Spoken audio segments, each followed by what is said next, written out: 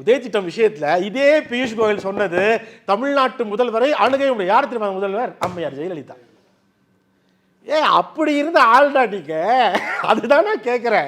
அப்படி இருந்த கூட்டம் நீங்க இப்ப உங்களுக்கு என்ன ஆச்சு? இதை தான் சொல்கிறோம். அடிமை சாசனத்தை முழுவதுமாக எழுதி வைத்துவிட்டு அங்க போய் வண்டியிடாமல் தமிழ்நாட்டுக்காக பேசுங்கள், இங்க இருக்கிற மாநில உரிமைக்காக பேசுங்கள். இப்போ நான் அடுக்கணும் பாத்தீங்களா, அரிட்டாப்பட்டியிலிருந்து பிஎம்சி நிதியிலிருந்து மெட்ரோல இருந்து இதெல்லாம் எங்க கூட சேர்ந்து உங்களுக்காக இல்ல தமிழ்நாட்டு மக்களுக்காக பேச வேண்டிய தார்மீக பொறுப்பில் இருக்கக்கூடிய எதிர்க்கட்சி நீங்க. அந்த எதிர்க்கட்சி உங்களுடைய அந்தஸ்தை பிடிச்சி இழுக்கத்தான் நேற்று முளைச்ச காளானும் இப்போ இருக்கிற சங்கியும் கூட சுற்றிட்டு இருக்காங்க. அது கூட புரியாமல் இருக்கிறதுனால் எடப்பாடி அவர்களுக்கு யார் டியூஷன் எடுக்கிறது? இதுதான் என்னோட கேள்வி. ரொம்ப முக்கியமா 26 நாட்டுக்கே ப்ளூ பிரிண்ட் கொடுத்தேன். அதாவது ஒரு கவர்னன்ஸ் எப்படி இருக்கணும்.